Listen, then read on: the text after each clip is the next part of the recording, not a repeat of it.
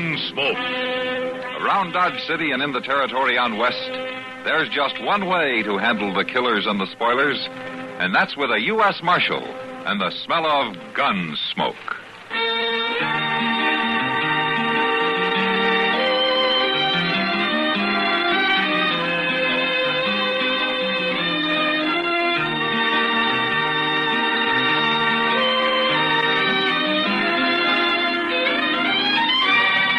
Gunsmoke, starring William Conrad. The story of the violence that moved west with young America. And the story of a man who moved with it. I'm that man. Matt Dillon, United States Marshal. The first man they look for and the last they want to meet. It's a chancy job, and it makes a man watchful. And a little lonely.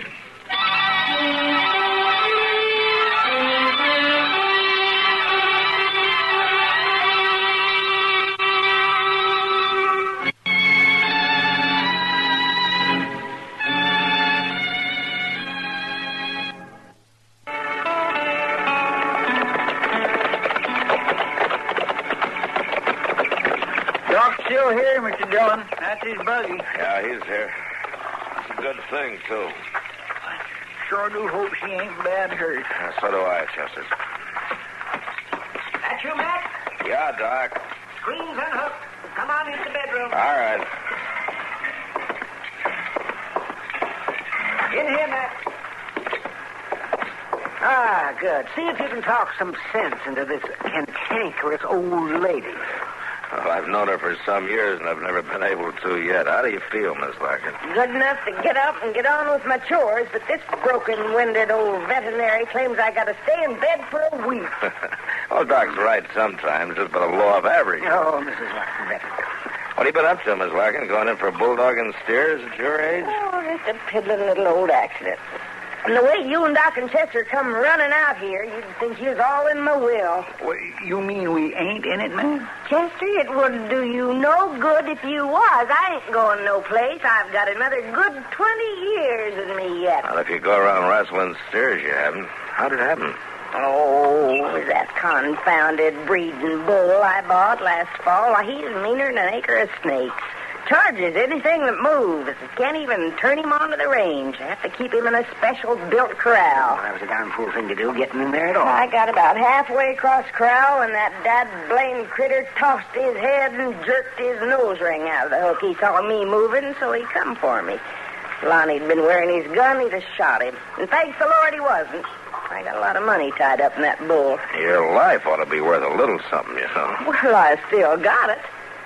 I made the fence before he hit me, and then he missed me with the horns. Just butted me some before I could reach the top rail and haul up out of the way. Well, I'll be as good as new this time tomorrow. Good as new. Good as new. Good as new, she said. Anytime an old wagon wheel hits a rock, Mrs. Larkin, it always leaves at least some of the spokes loose. You speak for yourself, you old billy goat. You're just itching to make a profit off my infirmity. Well, then at least you admit that you're hurt, Miss Larkin. I'll live to bury this old weasel. Oh, you're talking to a man in his prime, Mrs. Larkin. Crime. Well, I'm going to fetch some liniment out of the buggy. Now, don't you wallow around and loosen those bandages. You got a busted rib, young lady. It's cracked some, maybe, but it ain't busted. Oh, he's a good doctor, confound him. But I sure enjoy plaguing him. Oh, Doc does some of that himself, Miss Larkin. Tell me how things been going around the place. Oh, they couldn't be better, Marshal. Except for this morning, of course, and that other little accident a couple of weeks ago. No, what other accident? Oh, his saddle girth broke on me, and I got sewed up in the North Meadow. No? Wasn't nothing, really. Way it turned out, I let on my feet, as usual. I'm pretty spry for an old woman. You're pretty lucky, too. I am lucky, Marshal. Things seem to work out for me, like Lonnie Wells riding in here and asking for a job. Oh, the day he come, I was just about at the end of my rope. How long's Lonnie been with you now? 5.5 months. And he's made it seem like a different world. After Ed died, I could go on because I still had my son. But 3 years ago, you remember, he was took from me, too. Yeah, I remember. Without little Dan, I just didn't have no heart to go on living. Then Lonnie come. He straighter took his place. Miss Larkin, where'd Lonnie come from? Oh, Texas, somewhere. Oh, he's a fine boy, Marshal. Just the age little Dan has been. Well, he's like another son to me. Not just a hard hand. He's... Miss Larkin, you sure you're feeling all right? Yeah. I reckon I'm shook up more than I knew. Marshal, there's hot water on the stove, a box of tea on the shelf. Oh, well, I'll fix you some. No, you just lie back there and take it easy. I'll give you a hand. I'm much obliged to you both. You still of the same mind, Mr. Dillon? Yeah. Well, that young Lonnie Wells is a shifty-eyed cuss if there ever was one. It's worse than just being shifty-eyed, Chester.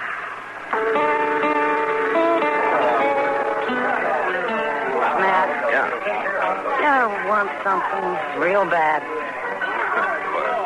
Sure, lots of time. What do you want? That's the crazy part. I don't even know. No? Just something. Something I don't have, I guess. Couldn't be spring fever, could it? It might. Except I felt the same way in the fall. Sometimes I think it's this country out here, Matt. The prairie. Oh, what do you mean? It's just so darn big. It's empty. You know what I mean? I think so. You feel so alone. Like something's lacking in you. So you try to fit things in. Things or people or something. Yeah, I know. Matter of fact, I know an old woman who's doing that right now. She's trying to find a substitute for her dead son. Who's that? Miss Larkin, out west of town. Oh, with Lonnie Wells, you mean? Uh-huh. Well, he's sitting over there in that poker game right now. Yeah, I've been watching him. He throws money around pretty free for a hired ranch hand, doesn't he? The way I hear it, she gives him all the money he wants. Yeah, but maybe not as fast as he wants. What do you mean, Matt? Well, early last month, Mr. Bodkin over at the bank came and told me that Miss Larkin had been in and made a will. She's leaving everything she's got to Lonnie. Oh, no. Yeah, I felt the same way. Even more so after she'd had a couple of close calls. Accidents, supposedly. Oh, well, Matt, something ought to be done. Well, you can't hang a man on a hunch, especially when he hasn't done it yet. Well, yeah, but there's got to be something. Well, I've been figuring on talking to him. In fact, I think I'll do it right now. Yeah. I'll see you a little later, kid. Yeah, sure, Matt. A man's luck can't run bad forever. I reckon I'll stay in and raise another $5. You mind holding up his hand for a couple of minutes, boys? Oh, what's up, Marshal? What's the trouble, Marshal? Poker against the law now in Dodge? No. I just want to talk to you for a minute, Lonnie. You asking or ordering? Come on, let's take a walk, huh? Sure, why not? A man's a mind for talk, I'll oblige him. Just leave everything laid, gents, right there on the table. Getting this kind of personal attention is liable to flatter a man some, Marshal. Yeah, sure. We're right handy to the bar. I'll be glad to buy you a drink. Lonnie, where did you come from before you hit Dodge? Oh, here and there. Why? Ever been in Virginia City? Not as far as I recollect. I think you better think again. I put out some bulletins a while back, and the only answer I got's from Virginia City. That's so? Seems you were working a silver claim with a partner named Pete Ryder until he turned up murdered one day. They must have mentioned something about the jury acquitting me on that, didn't they? Yeah. Lack of evidence. Well, in that case, I reckon I'll... Just a minute. You got something else in mind? Yeah, I have. I want you to know that I'd figure it was real suspicious if Miss Larkin was to die suddenly by accident. Like yesterday with that bull. Now, look, that bull's a born killer, Marshal. You don't think I trained him, do you? No, I think you let Miss Larkin go out in the middle of the corral and then turned him loose. And you told Mrs. Larkin that, too, didn't you? I did. Yeah, she told me. And she also told me she orders you off the place. She wouldn't listen to such things. Lonnie, if anything happens to her, I'll get you for it, so help me if it takes me the rest of my life. I'll see you around, Marshal. I got a pat hand in this game. You better have, mister. Because you're betting your life on it.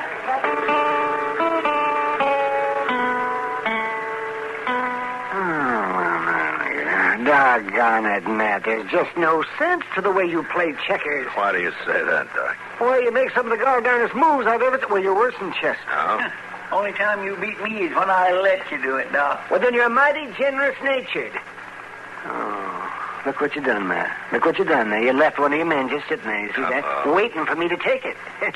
So, you see? Yeah, I see. Well,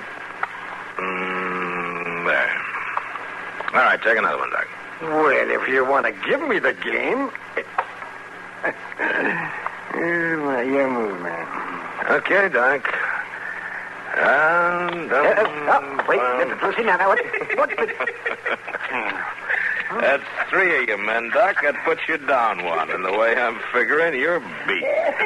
You're a generous nature, too, ain't you, Doc? Oh, sure, that's how you do it. Yeah, you keep Chester talking like that so as to get my mind off the game. That's right, Doc. Yeah, you've a mighty sneaky way of playing, if you ask me, too. Good evening, gentlemen. So, how are you, Miles? Hello, Miles. Am I breaking in on anything important? No, come on in. Come on. I can't stay. I just wanted some information, Matthew. No? I thought you might be able to help me. Information about what? Well, at Mrs. Larkin's place out west of town, what do you figure it's worth? Oh, it's kind of hard to say. It's a good ranch, all right. Aye, that's what I was thinking. And, well, if a man could buy it cheap... What do you mean, if a man could buy it cheap? Well, I heard it might be on the market before the end of the week. Who told you that? Well, a young fellow that worked for Mrs. Larkin. He let it slip this afternoon. Oh, he'd been drinking kind of heavy, I suppose. Otherwise, he wouldn't. Do you know where he is now? Aye, well, somebody was saying he couldn't even make it back out to the ranch. He took a room at the Dodge House for the night. Chester, come on. Yes, sir. You think that I ought to make an offer for the place, Matthew? No, I wouldn't bother, Miles. Not just yet, anyway.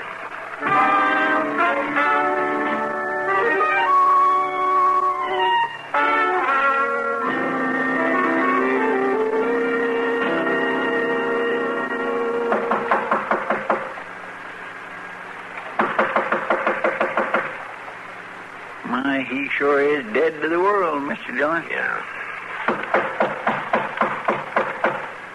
Blind drunk, the clerk said. Didn't want to be disturbed before noon tomorrow. Well, he's gonna be disturbed. Give me that pass key, Chester. Here you are. Thanks. I bet he's going to be madder than a wet hen being drug out of bed this way. Yeah, I'll bet he is. See if you can find the lamp and get it lit, huh? Yes, sir. Must be over here on the bureau. Mr. Dillon, look, he ain't here. And that bed hasn't even been slept in. And the window's standing wide open. He could have went out of it. Yeah.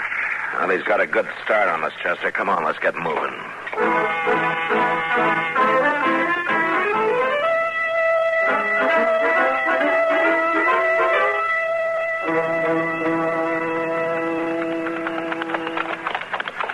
Look yonder, Mr. Dillon. There's a fire at the corner of the house. Yeah, that's against the wall of the bedroom, Chester. Come on. Somebody's there.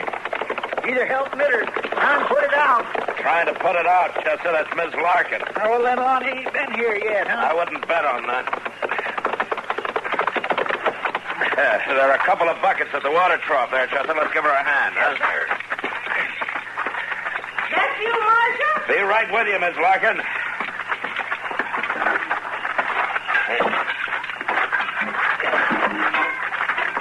All right, you ready, Chester? Let's go. It don't look near as bad as I thought at first. Oh, she's about got it put out, I think. A little water here against the wall ought to do it. Right. All right, throw the other bucket in the same place, Chester. Yes, sir. Well, now. Looks like that just about does it. We'll touch and go there for a while. We better watch it for a few minutes. Those embers might flare up again. That didn't do too much harm, looks like. Just burned the outside wall some. Yeah, it was mostly just trash burning. All piled up again in the house that way. It was...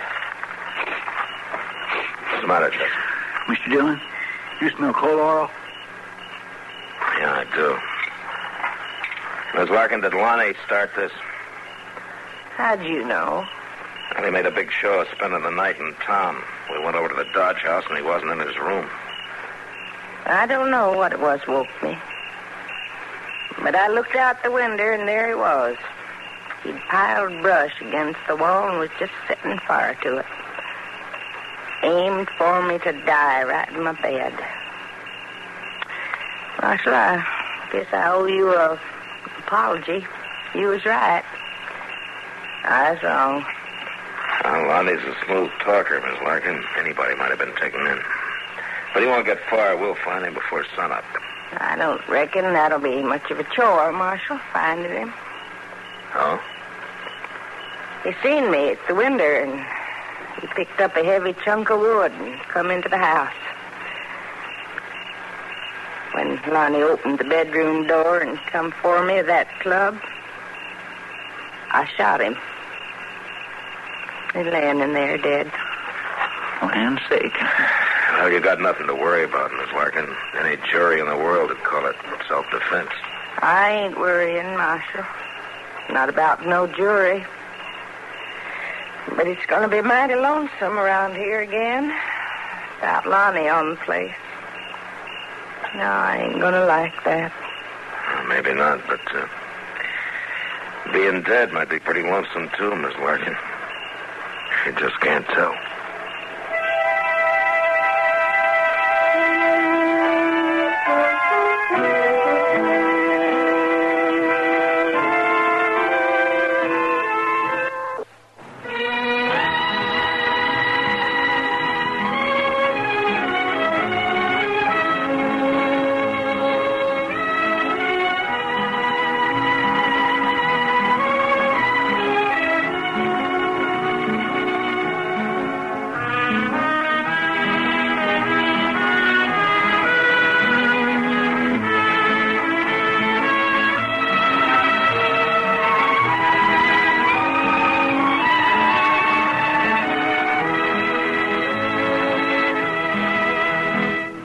Gunsmoke, produced and directed by Norman McDonald, stars William Conrad as Matt Dillon, U.S. Marshal.